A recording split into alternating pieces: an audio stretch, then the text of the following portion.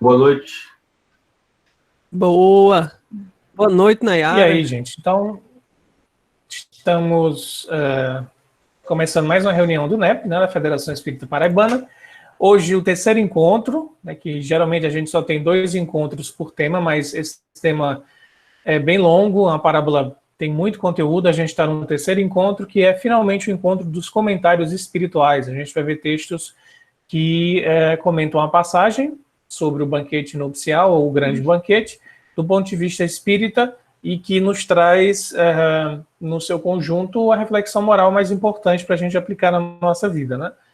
Larissa e Ismael estão conduzindo o estudo, então a gente vai ter hoje 6 textos para ver, quer dizer, na verdade, mais de 6, né? São 6 grupos, mas tem grupo aí com mais de um texto. Não é isso, Larissa? Sim. E aí a gente vai fazer a prece, reler a perícope, enfim. Então, já passando a bola para o casal, Larissa e Ismael, fiquem à vontade para conduzir. Então, Bill? Pois vamos lá, né? Boa noite, Boa noite a todos. Oficialmente agora a gravação, né? É. Vamos dar início, então. Mas agora, à vontade. Vou pedir para a Júlia fazer nossa prece inicial. Eita, Jesus. Vamos fechar. Boa noite, gente, desculpe.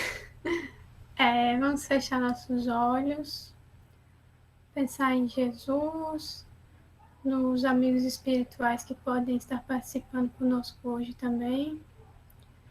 Primeiramente, agradecer por mais uma oportunidade de tanto aprendizado, de poder ouvir ensinamentos tão eternos e bonitos. E nós pedimos com carinho que nós possamos receber essa ajuda, para que nós possamos abrir a nossa mente, o nosso coração, para ter um entendimento completo de todo o estudo. Que assim seja. Que assim seja.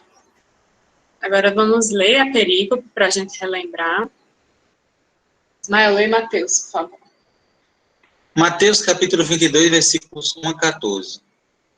Em resposta, Jesus novamente lhes falou em parábolas, dizendo: O reino dos céus é semelhante ao homem, rei, que preparou as bodas de seu filho, e enviou seus servos a chamar os convidados para as bodas, mas não quiseram vir. Novamente enviou outros servos, dizendo: Dizei aos convidados, eis que o banquete está preparado, os meus bois encevados, abatidos, e tudo pronto. Vinde para as bodas. Mas eles se foram sem se importarem, um para o próprio campo, outro para o seu negócio, e o restante, agarrando os seus servos, os ultrajaram e mataram. O rei ficou irado e, enviando suas tropas, exterminou aqueles assassinos e incendiou a cidade deles. Então diz a seus servos: As bodas estão prontas, mas os convidados não eram dignos. Ide, portanto, às saídas das estradas e convidai para as bodas a todos os que encontrardes. E os servos, saindo por aquelas estradas, reuniram todos quantos encontraram, tanto os bons quanto maus, e as bodas se encheram de convivas. O rei, entrando para contemplar os convivas, viu ali um homem que não estava vestido com a veste nupcial, e disse-lhe: Companheiro, como entrastes aqui sem veste nupcial? Ele se calou. Então o rei disse aos servidores: Depois de amarrar os seus pés e suas mãos, lançai-o para fora nas trevas exteriores. Ali haverá o pranto e o ranger de dentes, porque muitos são chamados, mas poucos escolhidos. Lucas, a gente lê também? É bem diferente, né? De ser muita leitura. É bom, Vamos ler. é bom. Estamos na... André, ele é bom de ler. Lê rápido. Estamos aqui para isso, minha amiga. Vamos embora. Ao ouvir essas coisas, os comensários lhe disse: Bem-aventurado aquele que comeu o pão no reino de Deus. Ele, porém, lhe disse: Certo homem preparou uma grande ceia e convidou a muitos. E enviou o seu servo na hora da ceia para dizer aos seus convidados: Vinde, porque já está preparada. E todos, um a um, começaram a escusar-se. Disse-lhe o primeiro: comprei um campo e tenho necessidade de sair para vê-lo. Peço que me deis por escusado. E outro disse: comprei 5 parelhas de bois e vou examiná-la. Peço-te que me deis por escusado. E outro disse: desposei uma mulher e por isso não posso ir. Ao ouvir, o servo relatou ao seu senhor essas coisas. Então, o senhor da casa disse ao seu servo: sai depressa pelas ruas e vielas da cidade e trazei para cá os pobres, mutilados, cegos e coxos. Disse o servo: Senhor, está feito como ordenaste, e ainda há lugar. Disse o Senhor ao servo: sai pelos caminhos e beiras das cercas e compele-os a entrar, para que minha casa fique cheia. Pois eu vos digo que nenhum daqueles varões convidados provará da minha ceia. Perfeito. Sobre essa passagem, só lembrando uma coisa, Larissa botou no grupo do WhatsApp um vídeo que retrata essa passagem de Lucas. A gente só não colocou aqui porque, infelizmente, ele está em inglês e não deu tempo da gente fazer uma legenda e tal, até pensei em fazer. Mas, mesmo assim, ela colocou um vídeo bem bonito, um vídeo que retrata essa passagem e, ao mesmo tempo, tem um pintor fazendo um quadro, uma grande tela, assim, retratando a visão dele dessa passagem. Então, não sei se vocês viram, se vocês não viram ainda, deem uma olhada. Eu não vou dizer como é que é, porque tem um plot twist lá, bem interessante, bem emocionante, para quem não viu, mas dê uma olhada, só relembrando. Essa passagem aí, tá? De Lucas. Então, vamos começar, né? Primeiro grupo, André, Giana e Michele. Estão aqui André, Giana e também... Olha aqui, eu preciso olhar aqui. É mesmo. E Michele também está aqui, estão todos. Então, com a palavra, vocês, amigos, aí fiquem à vontade aí para decidir como fazem. Minhas amigas, vocês querem começar? Vai, João, desculpa. Bem rapidinho, gente. São 6 grupos hoje, então, assim, 12... Larissa falou 13 minutos, então, assim, 12 minutos para cada um, beleza? Para cada grupo. Perfeito. Tá, a Michele está sem microfone. Você quer começar, Gi, ou posso começar?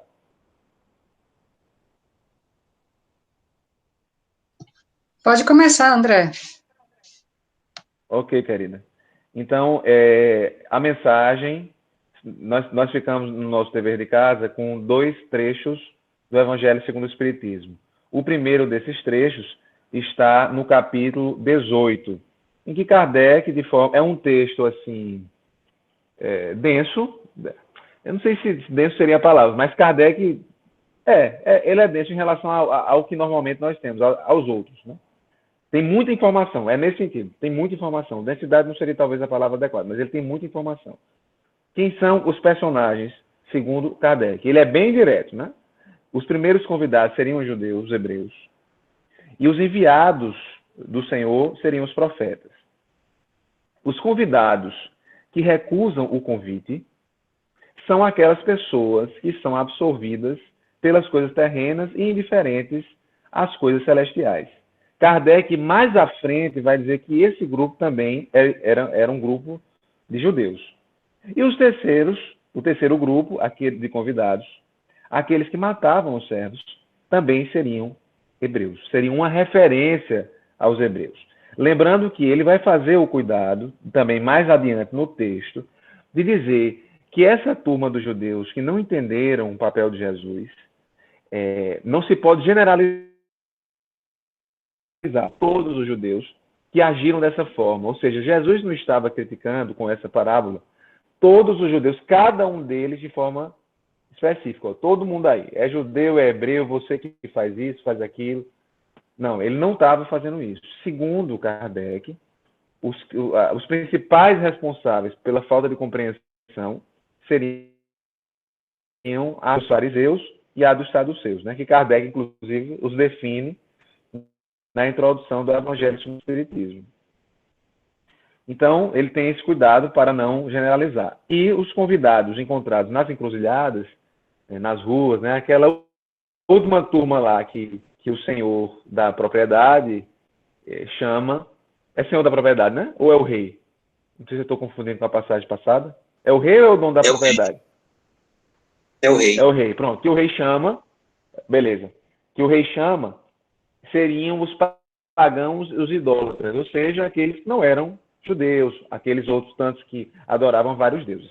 Pronto. Esse primeiro slide é só para tentar sistematizar quem era essa turma, quem Kardec identifica como sendo cada um. Pode passar para o próximo slide. Por gentileza.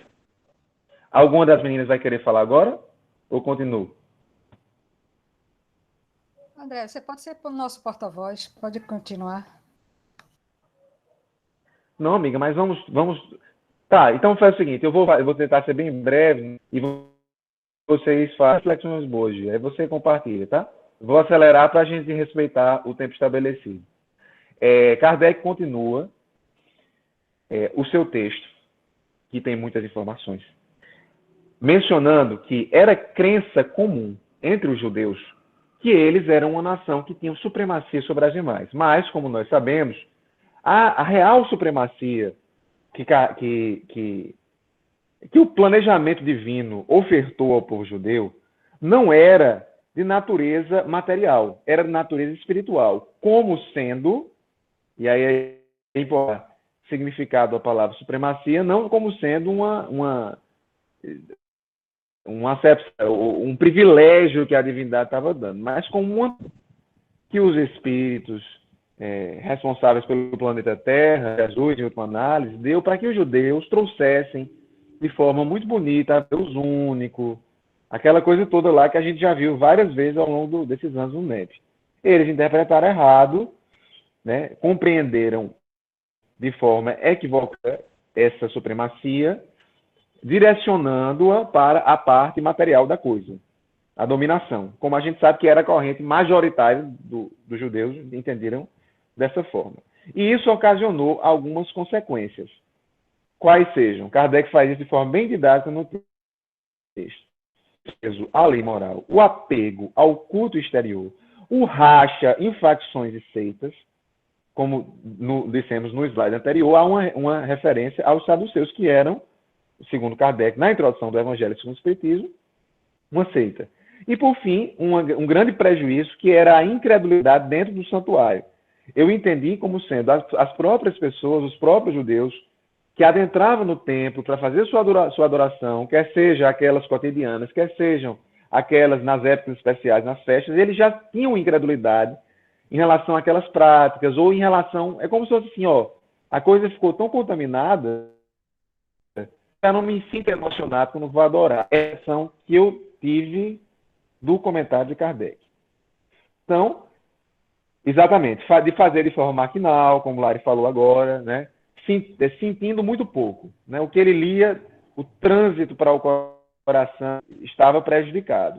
Isso tudo aconteceu porque a galera, os judeus, não entenderam, notadamente aquelas classes específicas, que, por sua vez, eram responsáveis, né,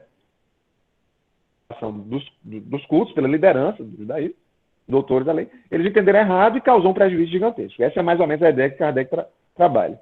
O papel de Jesus, segundo Kardec, foi chamar os judeus, como já foi dito, à observância da lei e lhes rasgar os horizontes novos da vida futura, que era algo, Kardec menciona isso, inclusive, em outro texto, está no Evangelho do Espiritismo, que os judeus tinham uma visão um pouco atrapalhada à época da vida futura. Atrapalhada não seria a expressão talvez mais adequada, mas assim, tinha uma noção muito incerta, era uma nuvem muito incerta essa questão da vida futura. E Jesus veio falar do futuro.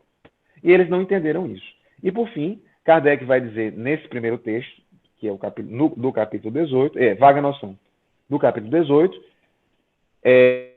ele vai nupcial e vai dizer que a túnica nupcial é o símbolo que pode ser traduzido como ter pureza no coração e praticar a lei segundo o Espírito. Então, seria uma forma simbólica que Jesus encontrou ao narrar a parábola para que aquela turma de judeus não estava vestindo a túnica nupcial, não estava vestindo os trajes adequados para o casamento naquele dia.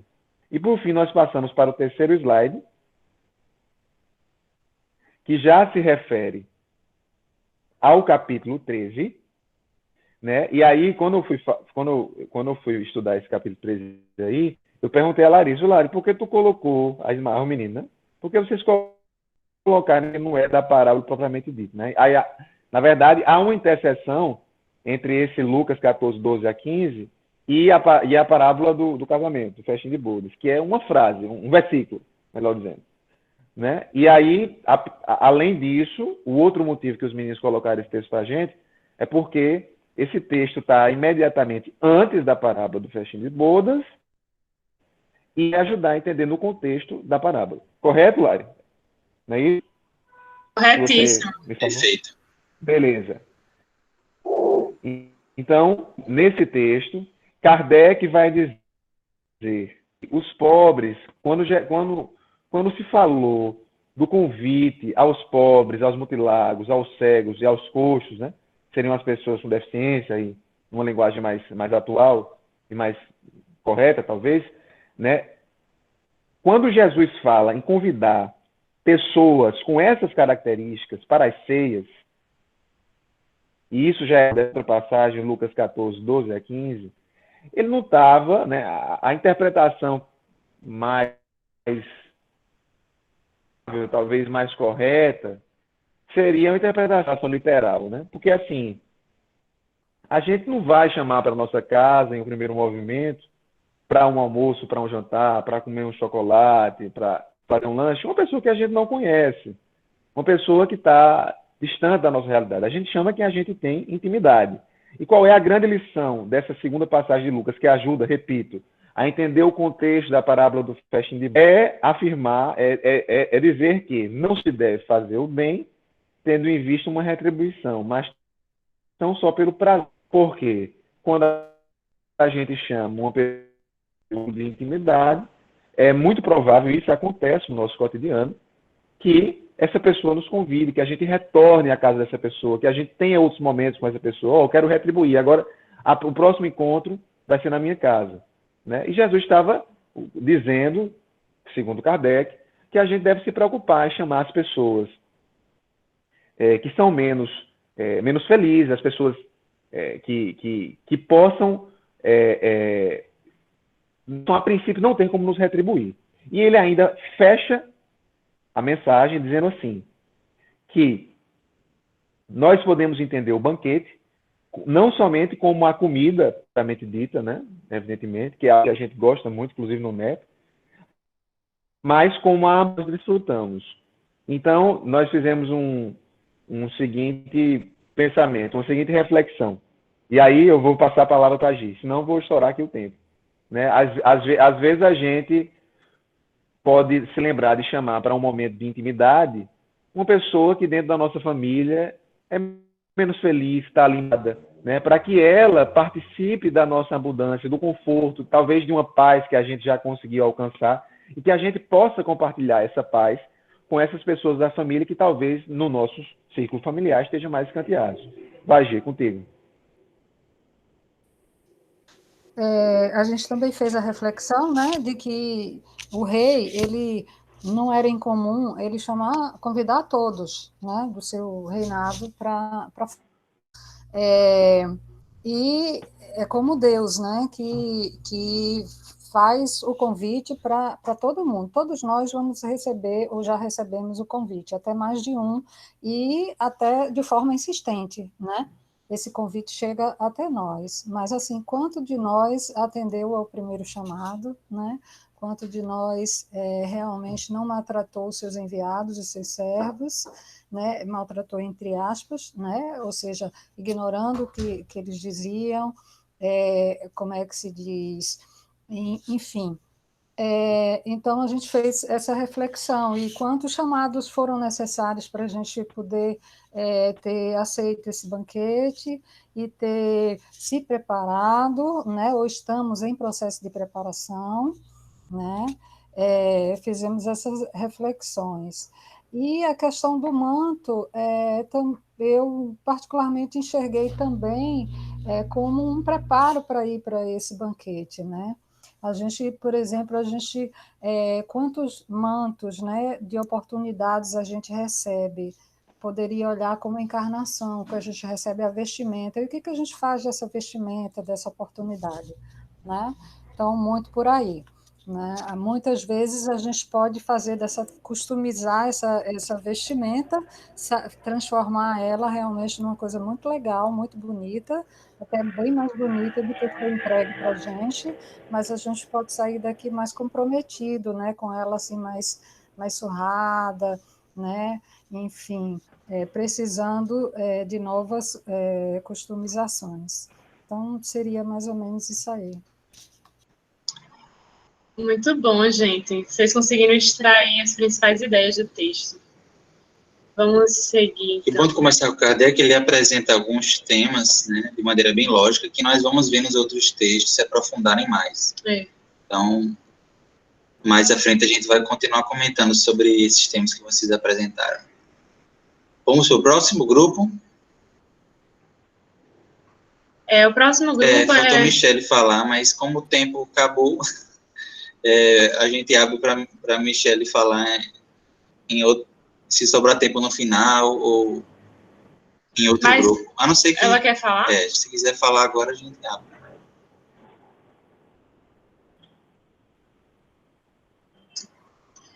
Beleza. Gente, esse próximo texto foi um achado. Eu vi Arthur Valladares citando na palestra, não estava nem na planilha, né, de referências, e ele não é como as mensagens de Emmanuel que ele comenta um versículo. Nessa mensagem de Emmanuel, ele comenta a parábola toda, então eu achei muito boa essa mensagem que Diego e Paulo vão falar agora. Com vocês, amigos. Fantástica essa parábola. Você está apontando para onde, seu Paulo? Para você mesmo. Tá, eu posso começar aqui explicando o contexto. Então, gente, esse texto, eu acredito que seja uma transcrição, porque tem inclusive a data da reunião, né? Então, provavelmente foi de uma psicofonia e alguma coisa assim do tipo, né? E ela vai girar em torno da explicação que a gente vai encontrar na pergunta 627 do Livro dos Espíritos. E que ela vai falar mais especificamente sobre a questão das parábolas, né? E Emmanuel, aliás, sobre qual é a função do Espiritismo. Porque aí o Kardec pergunta, se Jesus já veio falar tudo, por que chegou o Espiritismo, né?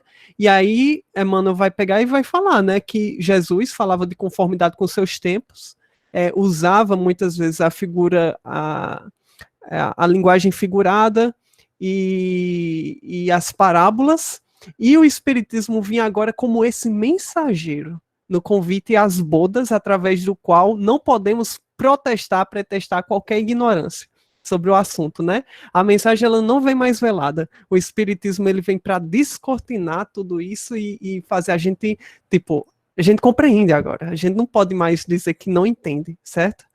Então, esse seria o objetivo do Espiritismo. E é interessante que toda a explicação, pode passar o slide, a explicação que a gente vai encontrar nesse texto de Emmanuel, ela vai girar em torno da segunda parte do texto. A gente tem a primeira parte que vai falar de quando o Senhor, o rei, ele convida a galera. E aí envia os seus servos, e aí todo mundo mata todo mundo, ninguém quer ir para a festa, e aí a gente se detém muito naquela interpretação de se apegar a um fato histórico e dizer, olha, essa parábola aqui quer dizer que Israel ia cair depois. Emmanuel, ele não se apega a essa interpretação e vai se apegar aos aspectos pragmáticos, a versão prática do segundo momento, que é quando o rei envia os seus mensageiros para todo mundo, certo? Então, é a partir dessa metade aí da parábola que esse texto vai se concentrar. E aí ele é dividido em dois momentos, um movimento descendente e um movimento ascendente. Fala aí, Paulo. Passa a bola.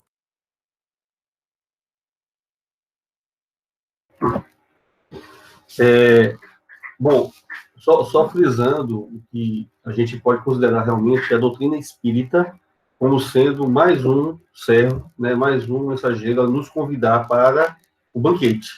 Né? Essa questão 627 deixa muito claro isso.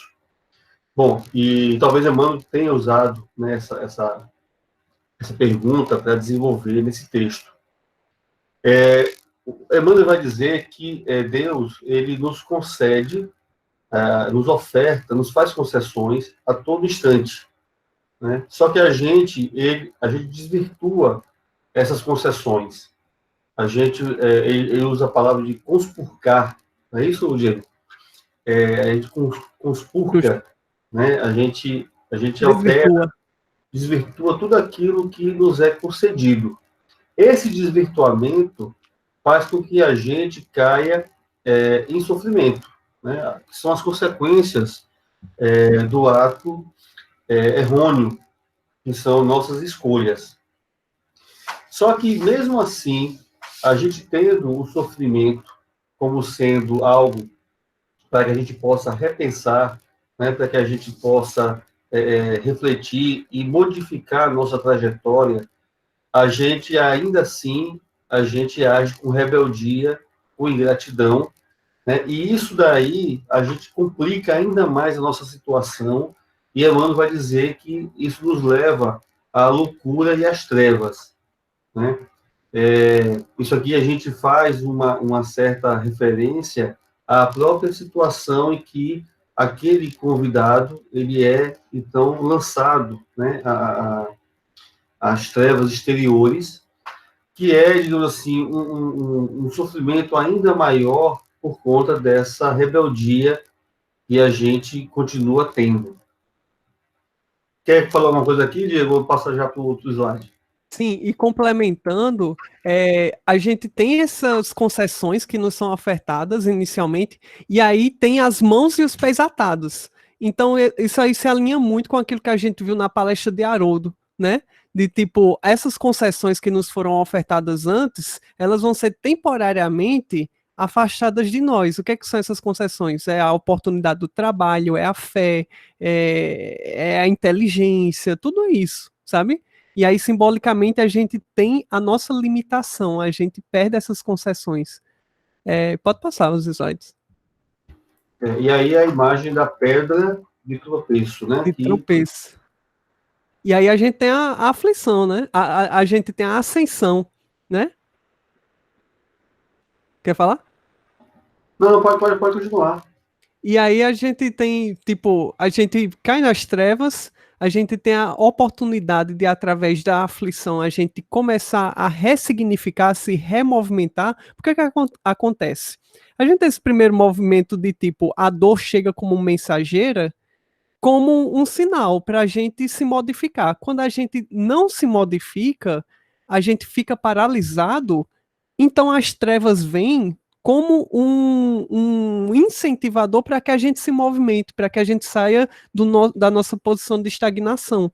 E aí, na aflição, a gente ressignificar essa experiência, e aí o texto vai falar da questão da paciência e da humildade, da beleza e alvura da caridade em Cristo, né? Para que finalmente a gente possa vestir essa túnica da paz no banquete de luz. Enfim, é um texto que eu achei muito bonito, de Emmanuel.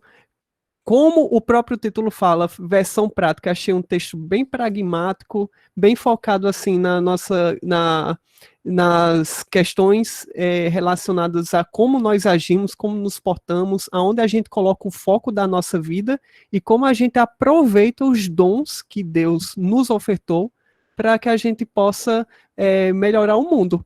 E todas essas passagens, outra coisa que eu percebi, elas estão intrinsecamente associadas àquela passagem dos frutos. Pelos frutos se reconhece a árvore, né? Enfim, câmbio. Alguém quer comentar? Ainda temos um tempinho. Eu achei interessante porque os pontos que eu destaquei vocês já falaram, né? Por exemplo, essa parte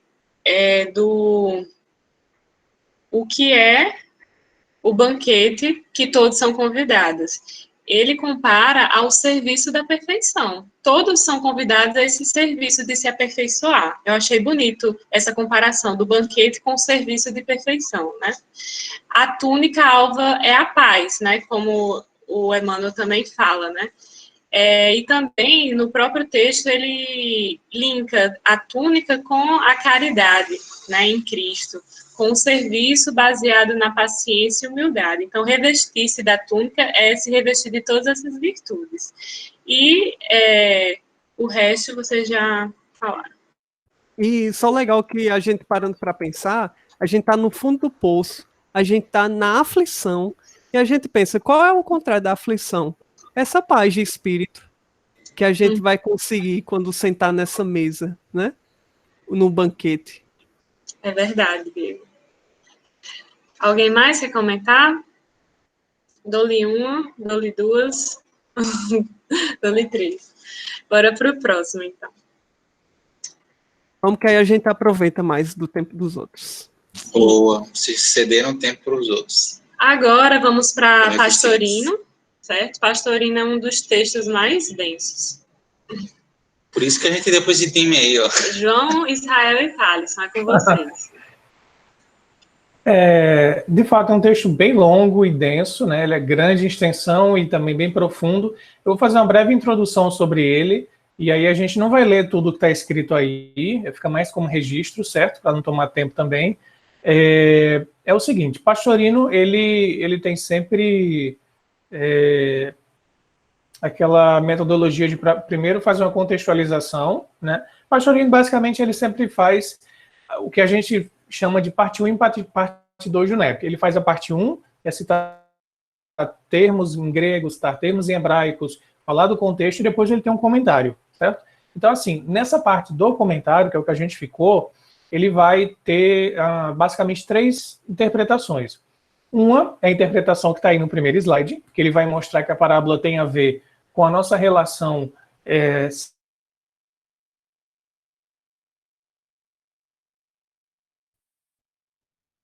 João, cortou o teu som. A gente não está te ouvindo, não.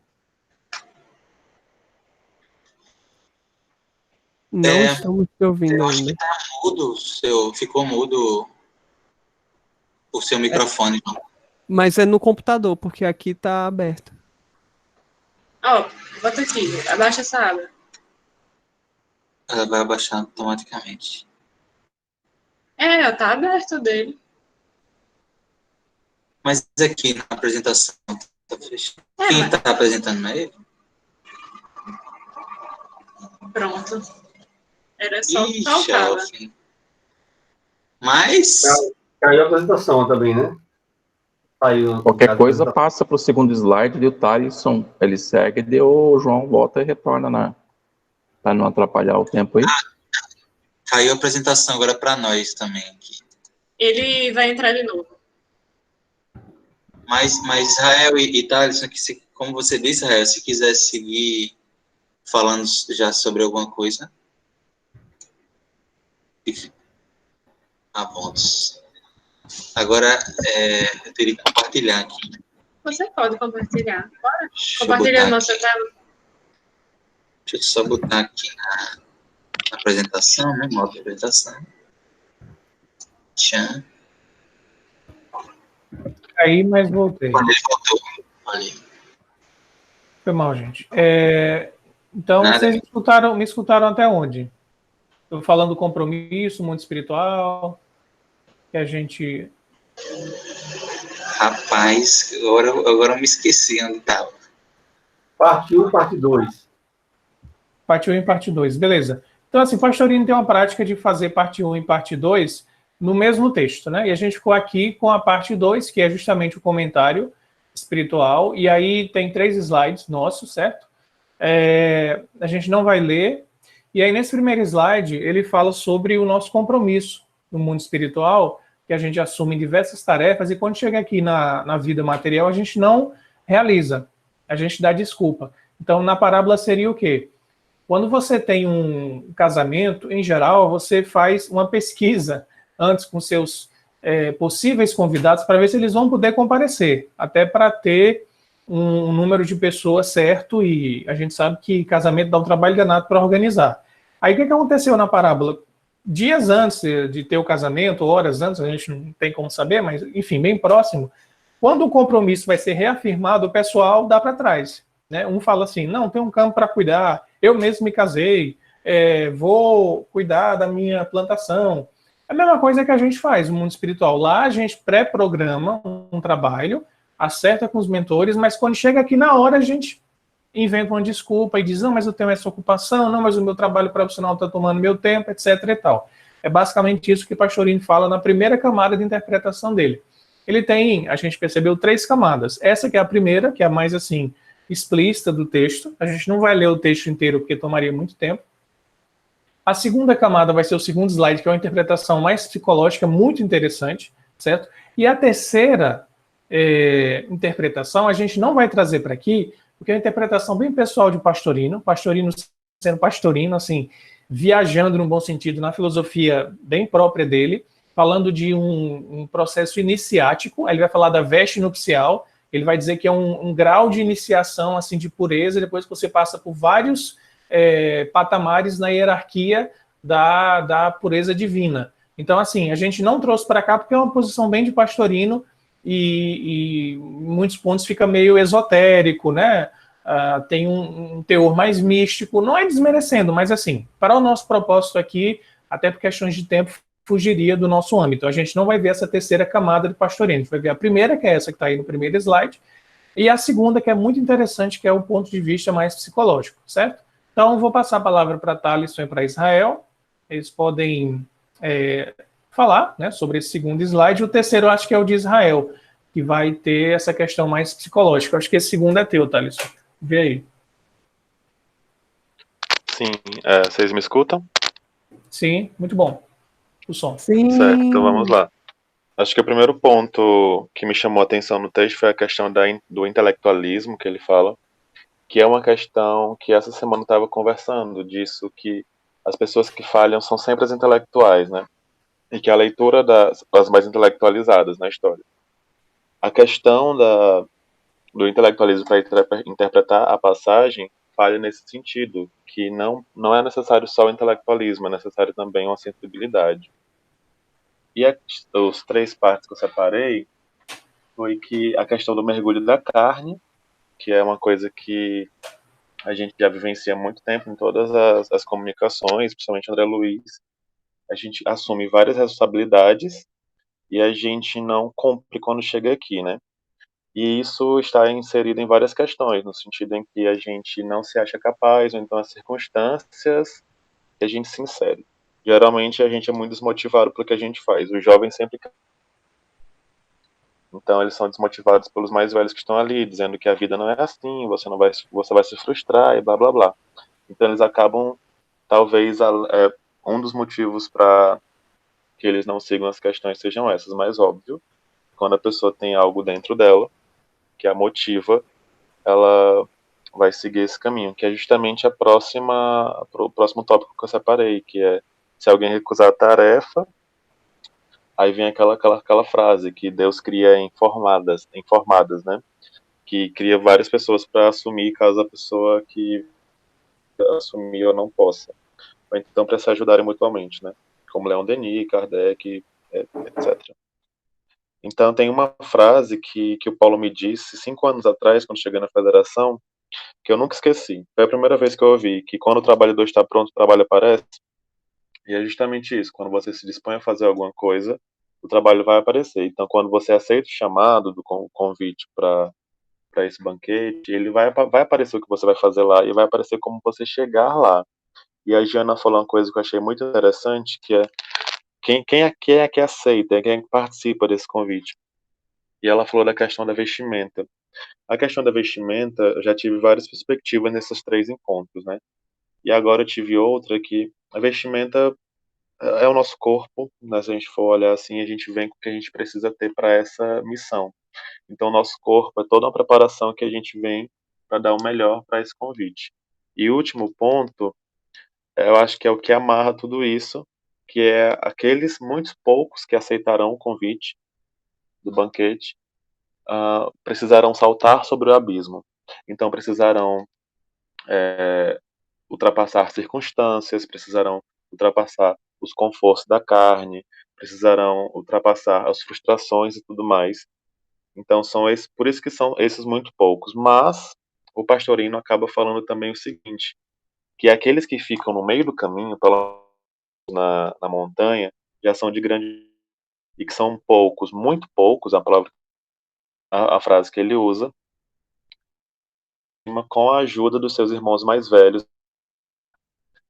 mas que é justamente isso, que a gente não deve parar de querer chegar lá, porque por mais que a gente suba centímetros, já é também de grande ajuda para tanto para a missão que a gente vem cumprir aqui, enquanto ser humano, de aprender a amar, para a missão evolutiva nossa coletiva. Eu desligo.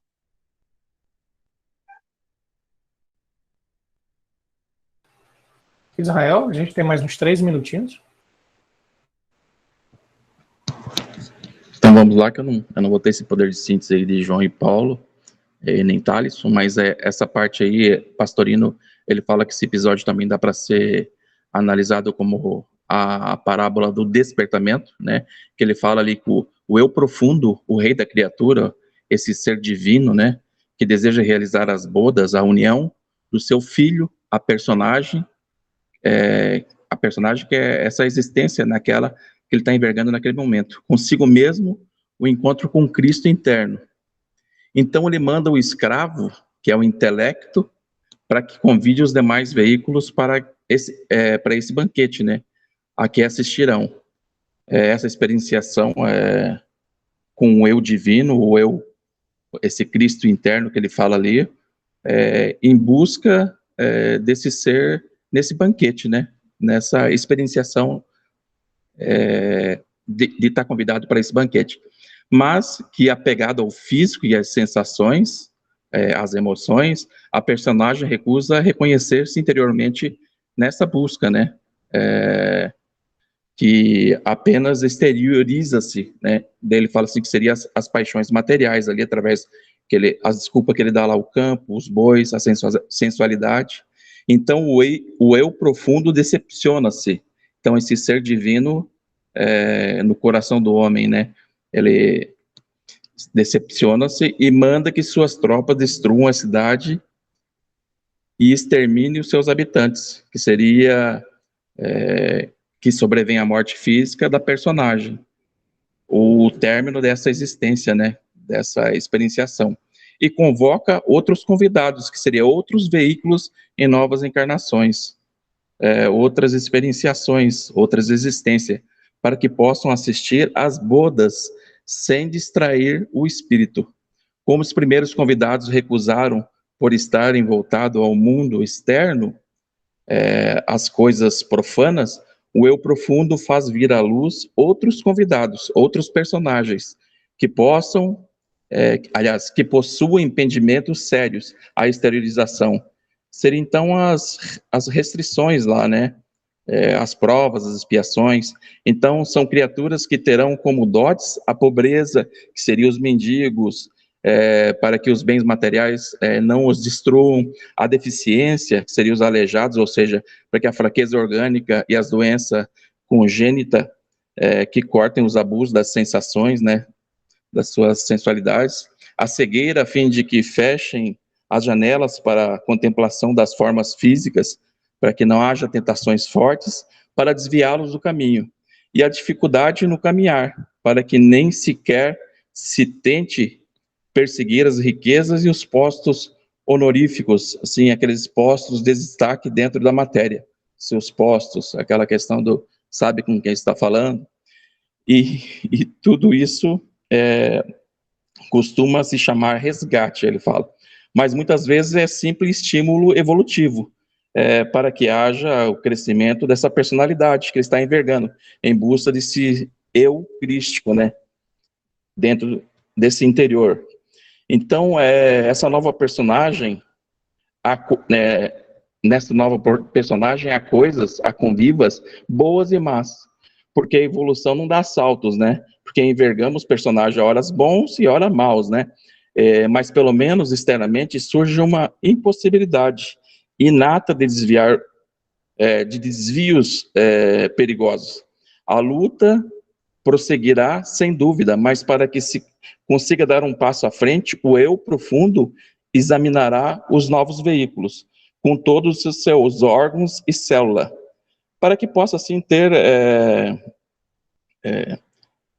no seu eu crítico, né, esse Cristo interior, para que não venha falhar, né, venha falir nessa nova existência, ser mais criterioso, assim, com o corpo físico, para que ele execute, vamos dizer assim, aquela tarefa daquela personalidade.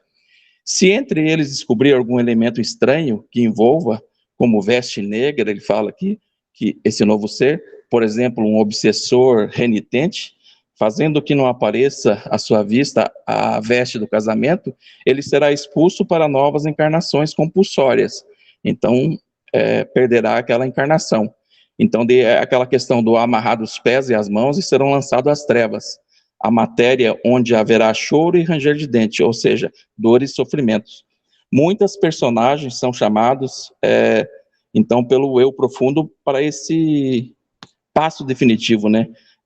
Mas muito poucas são realmente eleitas por sua correspondência integral ao convite, a fim de assistir às bodas do intelecto com o eu maior.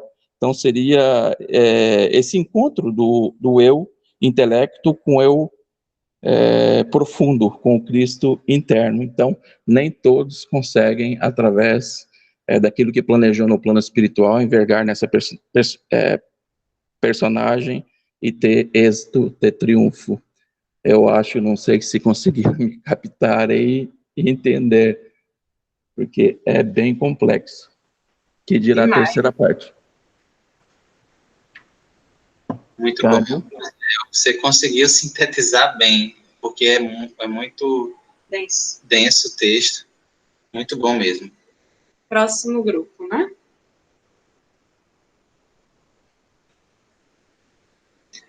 Marisa e Isa. Chega a rima. Marisa, Isa.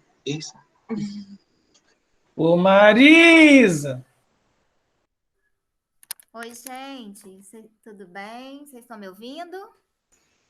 Tá baixinho, mas nós estamos ouvindo. Tá baixinho, né? Eu tô com um problema no microfone. Olha só. Então, eu e a Isa ficamos com 2 textos e a Marilu também, mas ela não pôde participar hoje.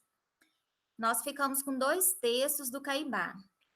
Um chamado A Veste Nupcial e o outro aqui, acho que é o Grande Banquete, alguma coisa assim, né?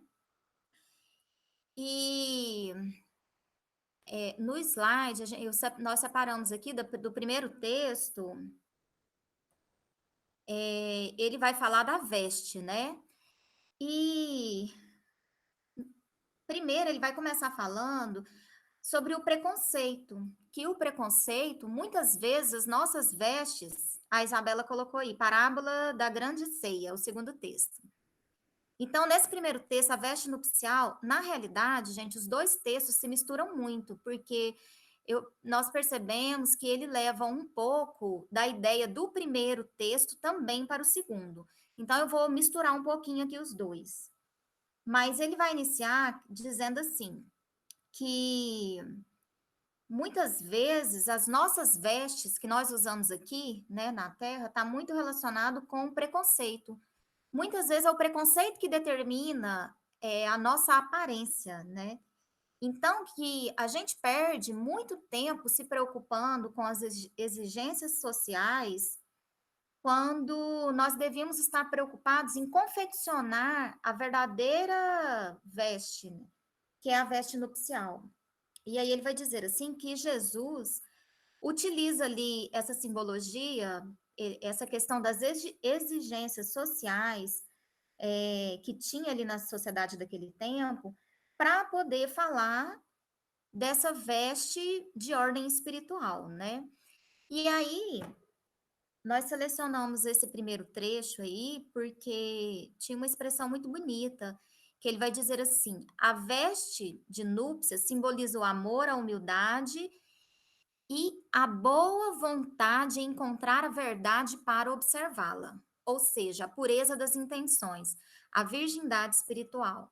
Se a gente for olhar em contraposição com essa questão dos preconceitos e das exigências sociais, essa vontade de buscar a verdade é realmente muito importante para saber se nós não estamos levando como verdade alguma coisa que é meramente uma ideia preconcebida de exigências sociais terrenas, e tratando como se fosse verdade. Então, é muito importante que na confecção das vestes nupciais, a gente realmente se atenha para essa disposição em buscar o que é de fato verdadeiro, o que de fato é importante, né? E ele vai falar também, nos 2 textos, ele vai falar da importância de nós nos assemelharmos às crianças. Até nós colocamos aqui no último item desse slide, né, que ele fala que é necessário fazer o quê? O contrário dos orgulhosos, fazer-se criança para poder buscar essa verdade. E aí ele vai falar sobre isso, sobre crianças, nos 2 textos, que ele vai dizer assim, que a gente precisa sair dessas exigências, desses preconceitos, né, para buscar essa verdade, e que nesse momento a gente precisa se assemelhar à criança. Por quê? Porque a criança, ela não tem as ideias preconcebidas, ela busca a pureza, ela tem uma simplicidade, uma pureza, ela busca a verdade.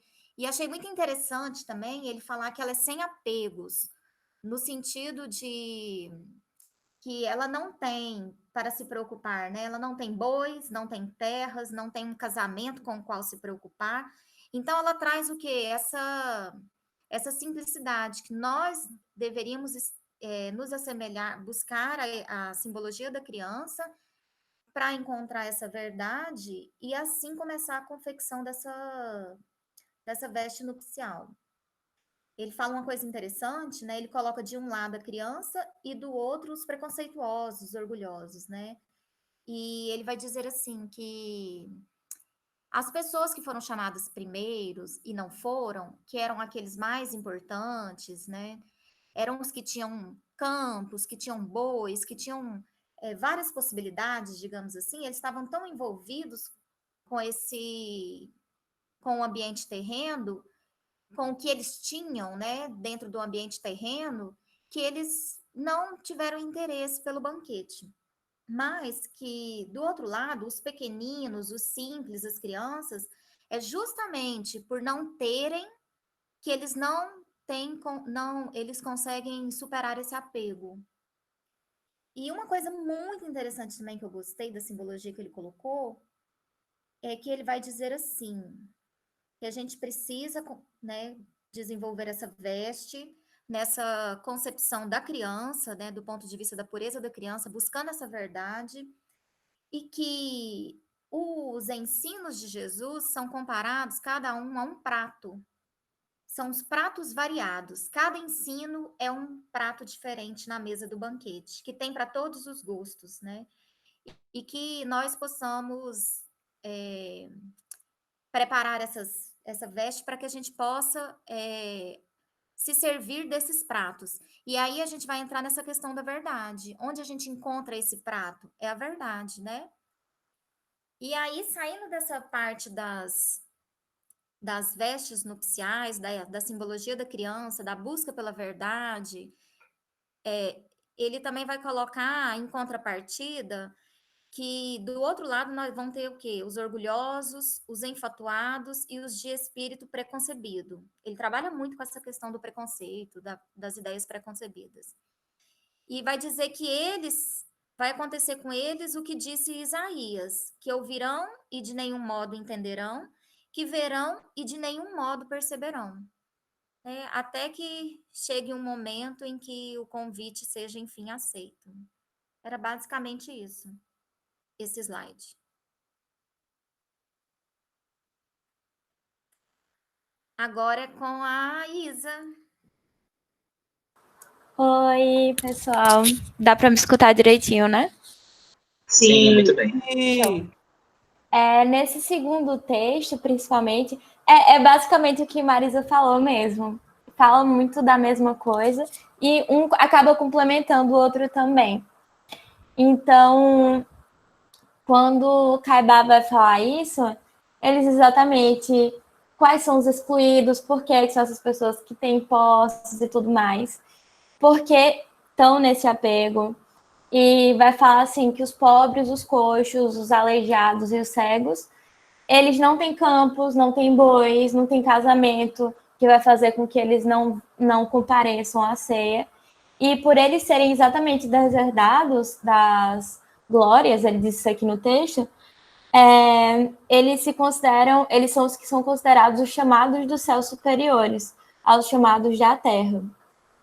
E é legal exatamente esse final, que acaba sendo esse final, que a gente separou, esse último trecho aí, do segundo texto, ele acaba sendo uma reflexão e também um convite para a gente, né?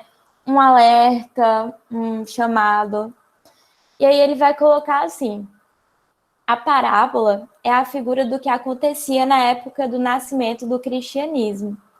E é a figura do que acontece nos nossos tempos.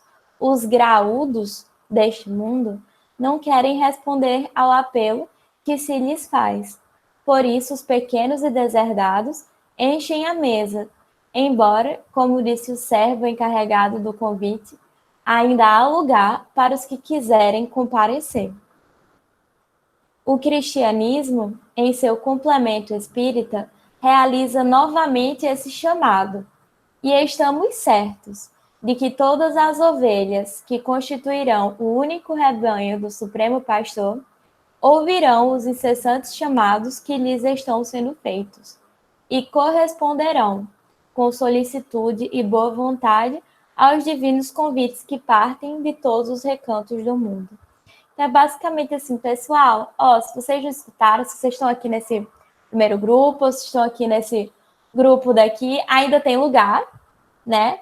O nosso divino pastor, ele não vai se cansar até que todo mundo esteja ali, e os convites permanecerão sendo chamados, mas é melhor que vocês venham agora, né? Que a gente vá agora, e principalmente agora nesse chamado muito forte com o Espiritismo.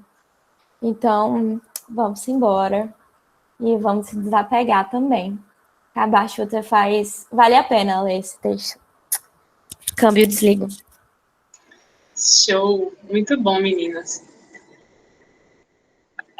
Vamos agora para o próximo grupo. Ainda tem tempo? Se alguém quiser comentar, ainda tem um tempinho. Caso não, a gente passa para o próximo. Dou-lhe uma, dou-lhe duas, dou-lhe três. Ai, gente, essas borboletinhas se mexem, eu achei tão fofo. Maiara e Elis.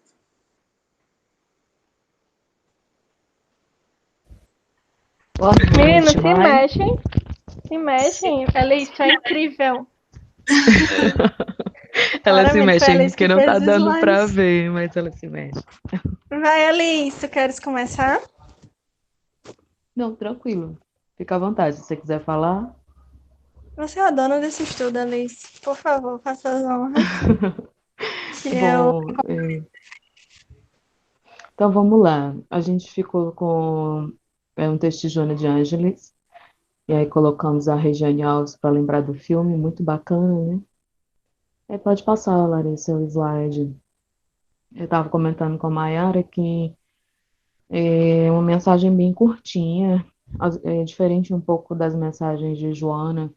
Às vezes elas são um pouco mais compridas, mais complexas, mais profundas.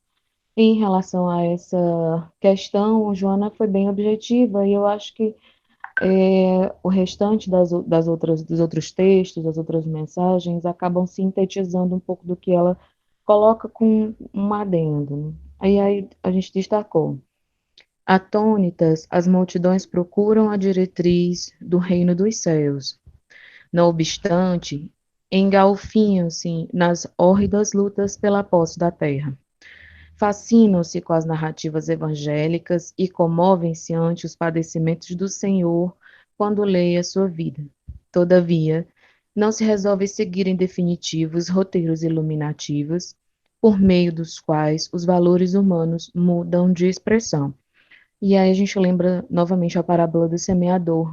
Ela vem chamando a atenção que é sempre um movimento exterior, um movimento onde a pessoa é atraída por uma narrativa interessante, tem um brilho, tem uma beleza na vida de Jesus, mas aquilo não toca ela profundamente. E ela continua procurando o reino no materialismo, nas coisas passageiras. Pode passar, Larissa.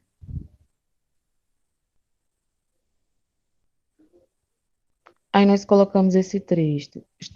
Já que recebestes o chamado para a transformação moral, ao alento da luz espírita que te aclara os dédalos do mundo interior, não titubeis. Que Joana vai falar dessa questão geral, desses chamamentos que os meninos já comentaram presentes aí no texto pastorino, exteriores, mas aí ela vai puxar um pouquinho para a mensagem espírita, para a reflexão espírita em nossa vida. E tem um trecho também que eu achei bacana, que ela vai dizer que possivelmente esses convidados eram credores muito especiais. Pode passar.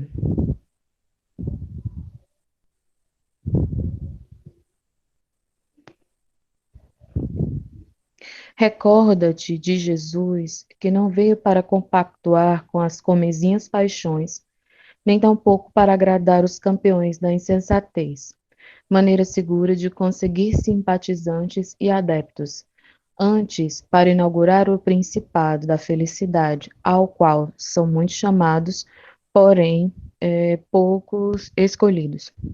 E aí ela também vai destacar, além desse trecho final, a necessidade de nós, espíritas, olharmos para esse convite como um movimento também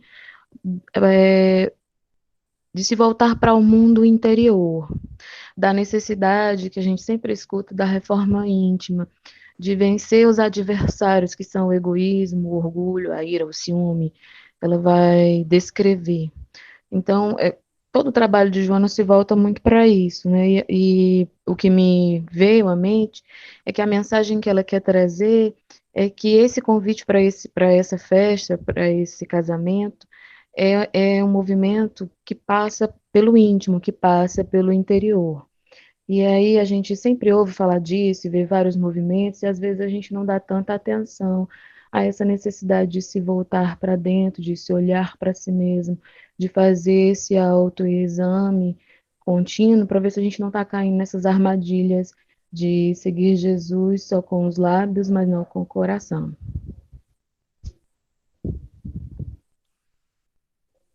Mike? Perfeita. Vamos lá, gente. O que foi que eu absorvi desse texto? É como a Elis falou, realmente ela é bem sucinta, então o texto é bem curtinho. Não tem tantas palavras difíceis assim como é o jeito Joana de ser. Mas, enfim, é muito legalzinho o texto. E assim, o que é que eu entendi? Ela vem dizer, e isso os espíritos vêm dizer no Livro dos Espíritos, e Kardec também reitera, que todos os seres, eles nascem com alguma ideia de que há algo além, né? Então, que o nada não existe, enfim, tirando realmente os nihilistas, que são uma pequena minoria da sociedade ainda, mas a gente traz essa questão de vida futura e ela vem dizer que por meio dos convites de Jesus, e aí pode ser, como a Elis falou, através de uma palestra, de algo que lhe toque o coração, essas questões evangélicas, o espírito que é tocado por aquilo, o desejo é sincero de seguir o mestre. Entretanto, ele topa com alguns obstáculos. Então, tem aquele nosso primeiro slide que diz que o espírito fascina-se com narrativas evangélicas, com tudo, mas não consegue seguir em definitivo, porque tem alguns entraves ainda nessa situação. E aí, tem um trecho que a gente não colocou nos slides, mas que eu gostei muito do texto, que ela vem dizer que depois de experimentarem um contato com as legitimidades do espírito, sentem-se dominados pelo desejo sincero de espalharem a boa nova. Mas, aos primeiros impedimentos e problemas, reagem dizendo-se descrentes, atormentam-se e debandam, né? Quem nunca? Na primeira dificuldade e tudo, tá lá dizendo, meu Deus, me abandonou, não sei o quê, não. Então, há esse desejo sincero do aprendiz do evangelho, no entanto, há esses entraves íntimos. E aí a Liz falou muito bem que o texto de Joana ele é todo voltado para essa questão interior, porque tem essa questão da túnica, desse traje adequado, como Joana vem dizer, que muitos de nós ainda não conquistamos, né? Realmente é uma conquista. Então, às vezes a gente se sente muito especial, porque recebeu esse convite, né? Joana vem dizer isso, porque recebeu esse convite para esse banquete.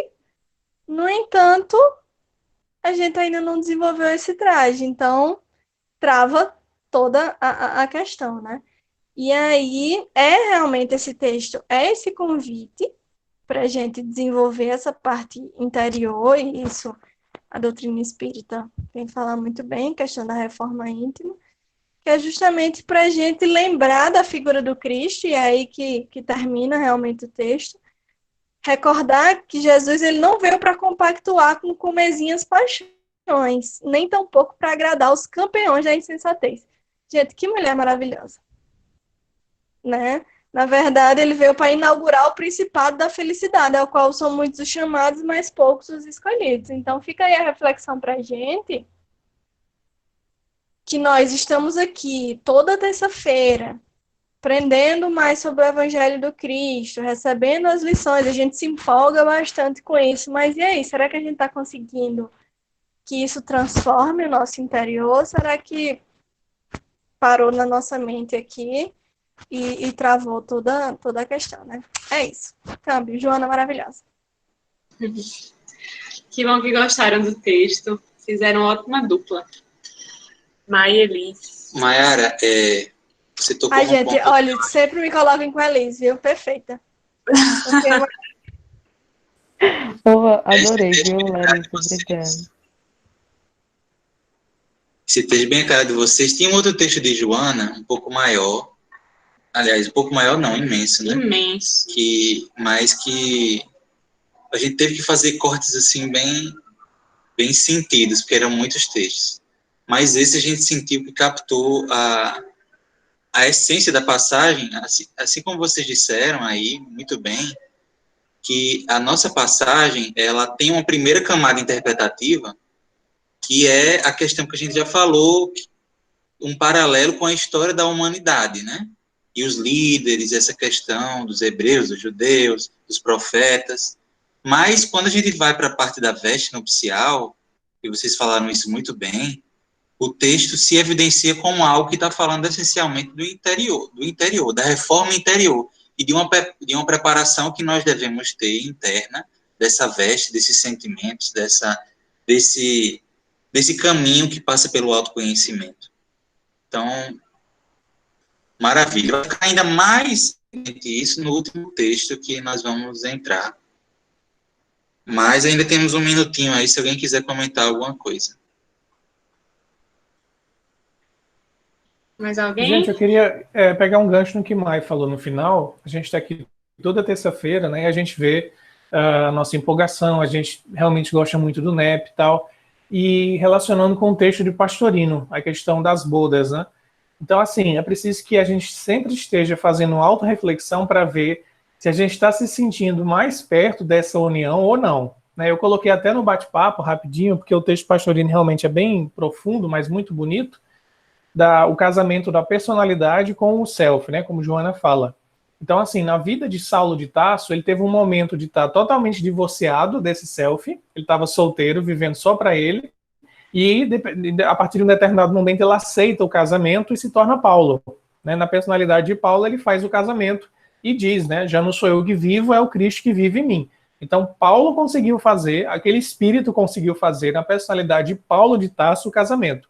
Nós aqui temos os nossos nomes, as nossas personalidades, os nossos gêneros sexuais, as nossas religiões, e eu creio que nessa encarnação, conhecendo a todos nós aqui, nenhum de nós, infelizmente, vai conseguir realizar esse casamento nessa encarnação. É possível, mas eu pelo menos acho muito difícil eu conseguir, minhas chances são muito remotas nessa encarnação. Mas a gente tem que ir vendo se a gente está cada vez mais chegando perto, como uma relação de namoro, de noivado. A gente já está querendo noivar, pelo menos, entendeu? ou a gente está só namorando com o evangelho, achando ele bonito, olha como é bonito o texto do evangelho, ou a gente já quer um compromisso mais sério. Essa visão de casamento é muito boa para ver em que termômetro a gente está com relação ao convite do Cristo, né? Senhor, que queres que eu faça? Então, assim, cada um de nós tem que ver. É só uma paquerinha, como colocou Luísa, fica só ali flertando, ou já tem um noivado, uma coisa mais séria, né? Então, assim, ajuda muito essa questão do casamento para a gente saber em que grau a gente está, beleza? Câmbio. Beleza, muito bom, João. Agora vamos para o último grupo. Grupo 6 é Luíde, Júlia, Nayara. Olá, tá ok? Ok. Eu vou começar falando porque eu vou dar um geralzão, e aí Luíde e Júlia se aprofundam mais, porque os áudios deles gostaria de ter compartilhado com vocês, viu? Porque o negócio foi intenso lá no grupo. Então, eu vou deixar eles falando. Na verdade, são 2 textos de Emmanuel, né? O primeiro texto, ele fala sobre desculpismos, e o segundo, intitulado Chamamento Divino. E aí, minha gente, foi, assim, aquela bela bofetada na cara, assim, sabe? Sabe aquele meme que vocês já viram do Batman dando um estabefe na cara do Robin quando fala bestagem? Foi assim que eu me senti quando eu li esse texto de Emmanuel. Para vocês terem ideia, a primeira frase do texto é: desculpismo sempre foi a porta de escape dos que abandonam as próprias obrigações. Né? Então, assim, foi a primeira frase que a gente leu e realmente fez muito sentido. E aí eu tenho percebido que os estudos da terça, os textos que eu tenho pegado, tem coincidido muito com palestras que eu venho assistindo nos dias anteriores, textos que eu venho anterior. E aí eu realmente me peguei numa reflexão, porque no dia anterior, eu peguei um livro de peixinho, assim, aí eu fui ver a contracapa dele, e fiquei pensando assim, né? Meu Deus do céu, o tanto de coisa que essa pessoa faz, e ainda é presidente da Federação Baiana, enfim, sabe? Como é que ele consegue realizar isso também? E aí mexeu muito comigo justamente por isso, porque a gente vai adiando, vai trazendo certo utilizando do desculpismo na nossa vida, e a gente vai cada vez mais se afastando das nossas atividades relacionadas ao Evangelho. E aí, Emmanuel, ele dá vários exemplos, assim, de como que a gente pode dar essas desculpas, né, que são aí que estão aí nesse quadradinho, como está nos slides, para realmente a gente ver como é muito fácil a gente inserir desculpas no nosso dia a dia, né? E aí, no finalzinho desse mesmo texto, ele finaliza, assim, com uma reflexão, com uma frase que traz uma outra reflexão também, que diz muito o que Isa finalizou lá o texto dela, a fala dela, né? Ele diz assim: os convidados para a lavoura de luz, no entanto, engodados por si próprios, acordam para a verdade no momento oportuno, e atados às ruinosas consequências da própria leviandade, não encontram outra providência restauradora, senão a de esperarem por outras encarnações, né? Então, Emmanuel trazendo essa reflexão para a gente, quando que a gente vai acordar? Quantas reencarnações mais teremos que viver para a gente realizar essa participação, feitos dentro da doutrina, trazer o evangelho para o nosso dia a dia, né? O nosso verdadeiro papel como cristãos. Isso aí que o João estava falando, né? Que nível que a gente está aí, como é que a gente está fazendo. Eu falando pessoalmente, assim, não vou estar jogando assim, não está me expondo aqui, né? Mas eu posso dizer que eu adiei muito o meu papel de aceitar a doutrina dentro da minha vida, né? Tanto que aceitar a evangelização demorei muito, aceitar dar palestra, eu sabia que dentro de mim que eu tinha condições há muito tempo antes de fazer isso, mas eu fui inventando desculpas, e realmente por isso que eu falei que esse texto foi uma bofetada para mim, porque mexeu lá no fundo, como é fácil a gente trazer desculpas para a gente não realizar, e às vezes a gente pode demorar muito tempo, né? Mas uma hora a gente acorda, e uma hora a gente, como o Emmanuel falou, né? Uma hora a gente precisa ter que acordar e realmente entender, botar em prática, em que momento que a gente quer quer atuar realmente como um cristão. E aí os meninos vão falar mais aí nos outros slides, beleza? Beleza, Nay. Julinha, eu vou dar continuidade, aí você finaliza. Ainda voltando no primeiro slide, só para... Em primeiro lugar, o texto foi, de fato, uma bofetada, também bem providencial para o nosso momento. E nós ficamos responsáveis por a partir desse versículo 18, né, em que o Emmanuel fala justamente dessa parte das desculpas, das escusas, né? E fazendo esse paralelo com as desculpas que tem na passagem, a gente percebe que as desculpas não mudaram muito, né? Elas são bem parecidas da passagem para esse papiro aí que elencou com muita propriedade o benfeitor Emmanuel. E aí com as portas aí para trazer essa ideia de que acrescentar um pouquinho um outro item. A porta das tentações é larga, mas do desculpismo também. Então, para que a gente possa se atentar, que não seja uma saída de escape. Na verdade, aí deveríamos colocar um X, né, para inibir, coibir essa eventual fuga, porque o benfeitor vai usar a palavra carinhosa de desertor.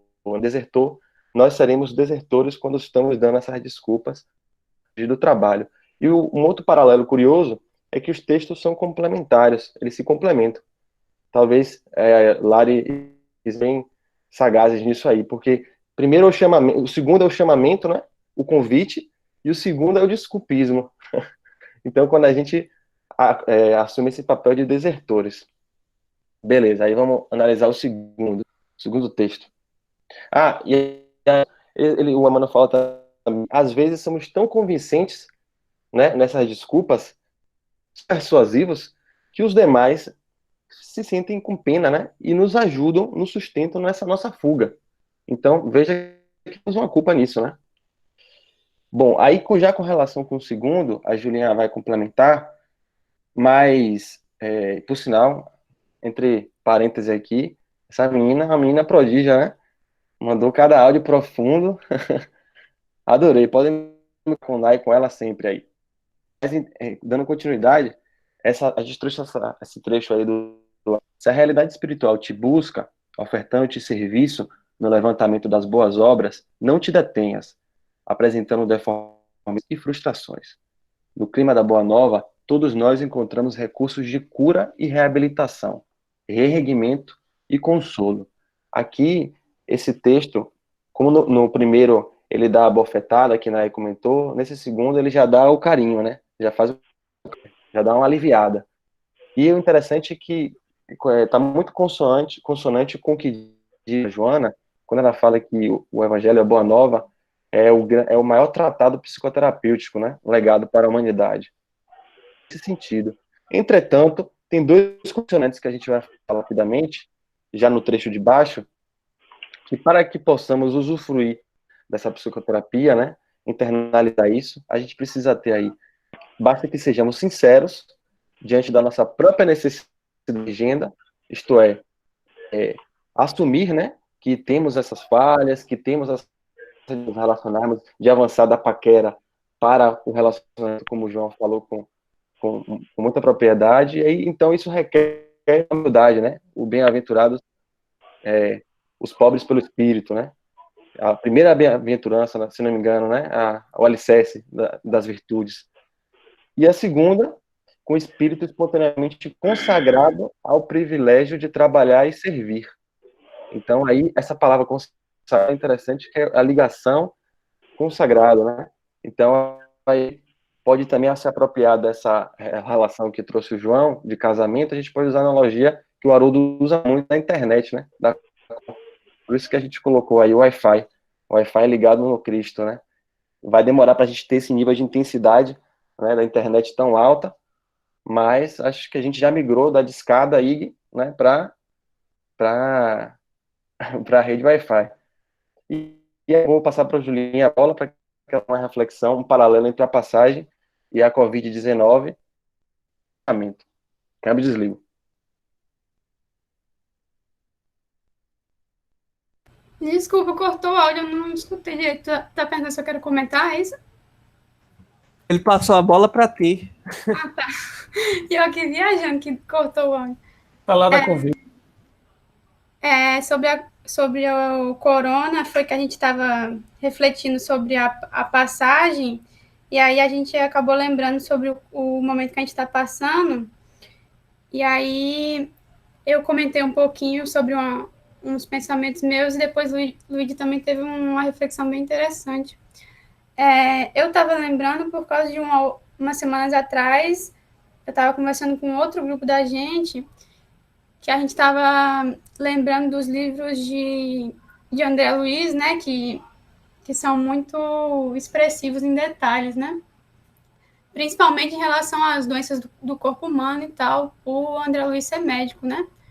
E aí a gente lembrou, pode deixar no outro slide ainda, João. A gente estava lembrando como o André Luiz reforça para a gente que as doenças da alma, elas são o verdadeiro mal do nosso século. E elas já vêm há tantos milênios sendo deixadas de lado, né? André Luiz reforça demais como essas doenças elas são mais feias, mais difíceis, mais complicadas. Enfim. E aí, esse pensamento veio para a gente porque a gente viu como o mundo se voltou para uma doença física, né? Claro que é muito importante isso, mas para a gente perceber como a gente não dá atenção ao nosso espírito, né? Aquela coisa de alimentar o corpo e a alma, a gente acaba tendo o hábito de alimentar o nosso corpo 3 vezes ao dia, mas muitas vezes a gente se esquece de alimentar a alma uma vez que seja ao dia. E aí o Luiz teve outra interpretação bem legal também, de que o corona ele seria também um chamamento. E aí isso é muito interessante para lembrar que esse convite ele é constante, né? Quer falar alguma coisa, Luiz? Ou pode continuar?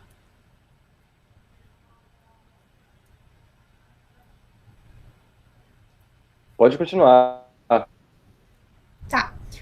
Aí, esse slide, eu quis fazer uma síntese, porque esses 2 textos que a gente pegou, os 2, eles trazem vários exemplos de desculpas da gente, né? Aquelas 9 desculpas que estavam no primeiro slide são desse primeiro texto, do desculpismo, e essas desculpas desse slide agora são do segundo texto. E eu achei muito interessante essas desculpas desse segundo texto, porque elas são, apesar de serem bem egoístas também, elas são um pouquinho mais evoluídas, assim. Digamos que a pessoa já está colocando a mão no bolso e já começou a pensar que talvez ela possa fazer alguma coisa, mas ela ainda arruma desculpa, né? Que o Emmanuel vem dizer que muita gente alega incapacidade de colaborar nos serviços do bem. E aí ele dá exemplos de que há quem se diga errado em excesso, há quem se afirme portador de graves defeitos e quem assevere haver sofrido lamentáveis acidentes da alma. E realmente, né, como a gente viu outras pessoas comentando, acho que foi a Mai, comentando das vezes que a gente se vê enamorado da doutrina, né, se anima um pouco e aí nas primeiras dificuldades a gente já dá um passo para trás, né? Ou qual de nós não cometeu alguma coisa meio grave e depois já ficou com vergonha até mesmo de ir lá se desculpar, né?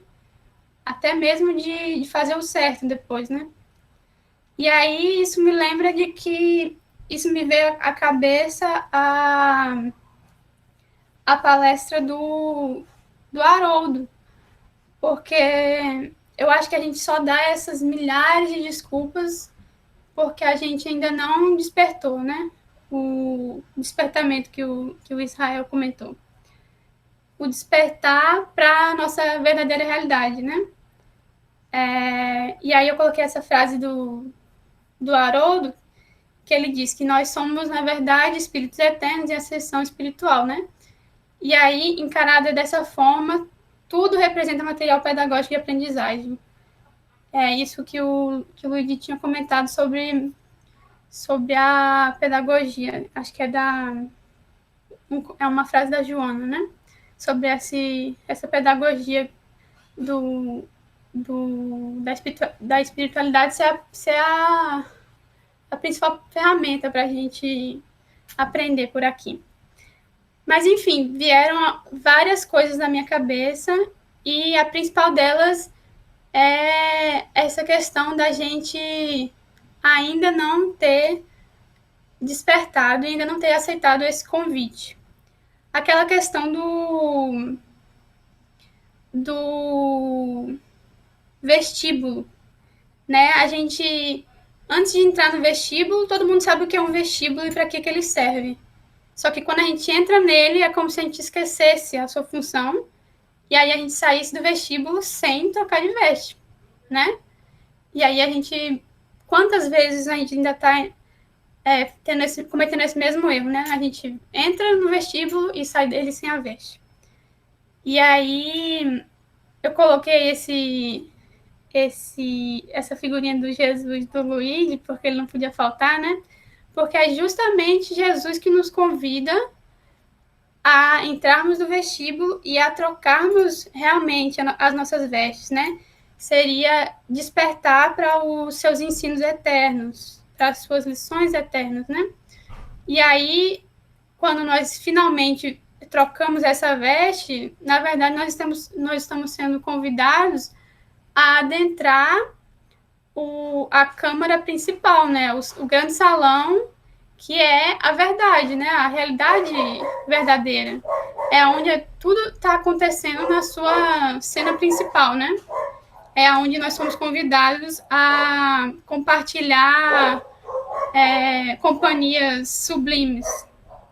E aí, só para a gente fechar, eu coloquei 2 frases que me vieram à mente com essas milhares de desculpas que a gente encontra, né? A primeira foi uma frase que um mentor do André Luiz falou para ele no livro Os Mensageiros, que André Luiz fica meio desanimado, né? No tamanho dessa montanha que nós temos que subir diante das nossas imperfeições e da nossa pequenez ainda. E aí o mentor coloca de maneira perfeita de que os termos embriões vegetais de hoje serão as árvores de amanhã. E para a gente fechar mesmo, para não arranjarmos desculpas como eu tenho errado demais, eu sou portador de enormes defeitos, me veio à cabeça depois, a Nai ficou até comentando que eu lembro de muita frase, mas ainda me veio à cabeça outra frase. Eu não sei direito o autor, mas a frase diz que o sábio, ele não se lamenta, ele não fica se lamentando dos seus erros, mas ele se põe a consertá-los, ou a tentar consertá-los. E aí, essa frase do Divaldo é perfeita também. Ela fala, o amor que se faz apaga o mal que se fez. Então, não há desculpa. É isso.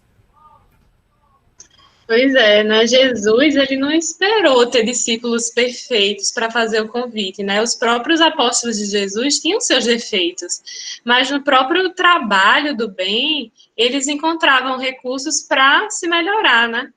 Então, nós somos, né, esses coxos, esses aleijados espiritualmente, mas que a gente deve atender o convite, porque no próprio trabalho a gente vai encontrar a nossa cura.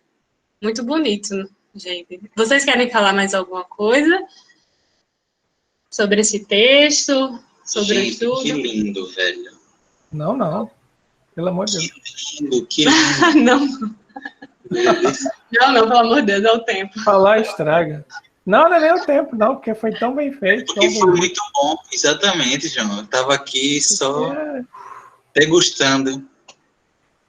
Tem que pegar a agenda de palestra de Júlia para a gente ir atrás, fazer a comitiva do NEP. Quando voltar, todo mundo foi palestra. Show de bola. Obrigada, gente, pela colaboração, pelos comentários, pelo empenho. Foi muito lindo. Nossa, João, pode até tirar a apresentação para a gente se olhar aqui, olhar um nos olhos dos outros. Nós, candidatos a discípulos aqui. Que coisa linda esse estudo de hoje vocês fizeram. Gente, será que minha mãe não quer falar uma coisinha, não? Sim, lembrou bem. Ei, gente, estamos aqui, ó, eu fiquei no mudo porque eu estava com o pai da Júlia do lado e ele também estava aqui babando nas apresentações de vocês, mas ele não imaginava que a Júlia ia falar, daí agora ele babou mais ainda. E assim, estava sem áudio no começo, mas agora já estou. Gente, que aula, que coisa que é vocês, coisa impressionante. A distribuição de textos que vocês dois fizeram. E o tempo que a gente teve, que eu acho que para todo mundo se dedicar, que coisa mais linda. O André falou super bem, a Nay, a Mai, nossa, nem mais sei todo mundo, Diego, Paulo, João. Gente, eu estou impressionada. Eu até, é bom que eu fique caladinha, porque o João já me viu lá, que quando eu fico falando eu não paro. E assim eu aproveitei vocês. Delícia, muito bom mesmo. Bom demais. Gratidão. Pronto, Michele encerrou com chave de ouro. Muito bom. Saudade. Michele tem que falar mais, porque não falou antes. Ó, eu aqui. Aurora? Olha aí. Saudade. Saudade de todo mundo, gente. Sintam-se Muito todos bom. abraçados. Pois. Será que vai dar certo o vídeo? Vamos tentar. A gente vai tentar botar um vídeo como prece final. Bora ver se vai dar certo. Na verdade, eu vou fazer primeiro o teste aqui para ver se vocês conseguem escutar a música, porque se vocês não conseguirem escutar, não vou nem compartilhar o vídeo. Vou dar play aqui e me diz se vocês estão escutando a música. Ei, tem a foto, gente, peraí. Ativem as câmeras, deixa eu dar um print aqui. Eu coloquei em blocos, tá aparecendo todo mundo sorrindo. Tem um azinho aí, eu acho que é Alexandre, né? Quem puder ativar câmeras... Diva não vai ativar não, Diva? A minha câmera tá travada? Não, todo mundo ok. Só não tá aparecendo André nem Maiara. Ô, João. Oi, Marisa. Tem como a gente colocar para aparecer todo mundo aqui na minha tela também? Ou não? É só Tem. Você vai nos botõezinhos que tem do lado direito no canto inferior e tem alterar layout. Aí vai ter uma opção que é vários blocos. Não vamos pedir, André. Só falta Maiada. Tem uma que tem vários blocos, assim, um monte de blocos. Nossa, que bonita essa minha tela aqui, viu? Que tela bonita. Gente, tá todo preenchido aqui. Olha, Liz! E aí, Liz? Peraí, eu falei com Maia, ela disse que vai aparecer. Peraí. Só tá aparecendo 4. Gente, alguém printa isso, pelo amor de Deus. Printa porque eu também não consigo. Não sei como que é. Deixa eu ver aqui, calma. Eu vou printar. O meu não aparece na Gente, aperta F11 que dá tela cheia. Isa me ligou e coisou. É o quê? Você não me culpe não, viu? Tenha vergonha. Eu tô no celular, pô. Tu me ligou e coisou aqui. Caiu a ligação. Peraí. Se apertar, Cadê apertar F11 fica Olha, eu tela cheia. vi. Cadê Israel e Ai, Maiara? gente, que lindo. Pronto. Que coisa linda. 1, 2, 3, sorriam. Peraí, pô. Já cliquei. Paulo que vai tirar, é? Tá tirando. Opa, Tiara, você tá bonita desse jeito. Ai, que forma linda. Já Sim, tirou, Maria, já? Tudo de foto. Foi? Eu tirei um print aqui. Mais Eu um? também, já tirei um monte. Tira todo Muito mundo aí, lindo. na dúvida. Cadê Israel? Ok, já foi. Poxa, então tá aparecendo. Mas, gente, ainda tem a pressa, hein? Estão esquecendo, não, é? A pressa. Sim. A gente tentou colocar a música, mas acho que vocês não ouviram. Então, a gente vai pedir para vamos André. de Aurora. André, tu tá por acaso aí com a viola? Um instrumento Olha aí, sempre pronto. preparadíssimo. O meu melhor amigo está comigo sempre. Não é um ficante, rapaz. Isso aí já tá em boda de diamante. Já. Isso aí não... Vai ser a Aurora, hein? Alguém tinha falado, né? Semana passada. Foi Paulo. Mas Diego tá congelado aqui pra mim. Oxi, engraçado. Mas estão ouvindo minha voz? É mesmo. Estamos. A voz está ouvindo, mas está pausado. Vou Mete voltar. bronca aí na Aurora. Bora. Eu consigo ajeitar aqui o celular. Para quem não percebeu, o Diego está hoje Visual com novo. o Dalai Lama. Nosso Dalai Lama aqui também. Aderiu ao celibato.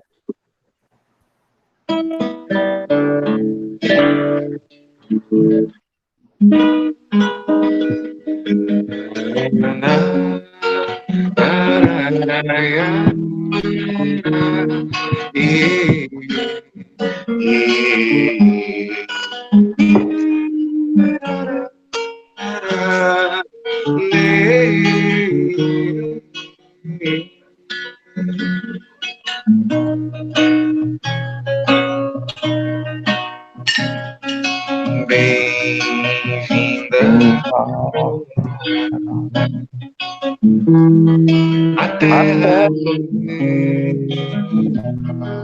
noites convulsivas, verteu lágrimas, rangeu dentes, majestou-se, no parto regenerativo deu-se a luz na remissão.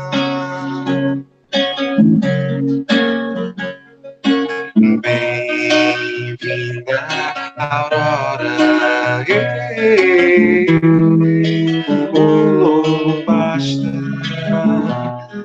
junto ao cordeiro. Crianças brincam com a serpente e os anjos andarilham com os homens que volitam no amor da promissão.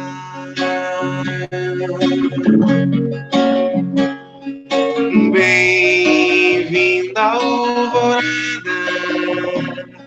até fazendo belo tom, entre florindo olhar.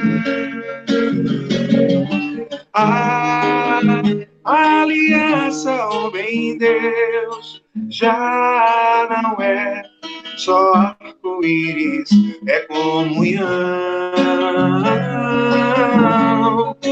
Bem-vindo dia, bem-vinda luz, respondam, bem-vindo dia, bem-vindo dia,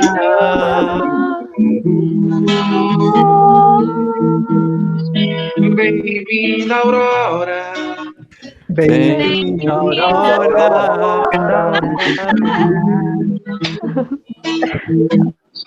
bem-vinda alvorada, bem-vinda alvorada.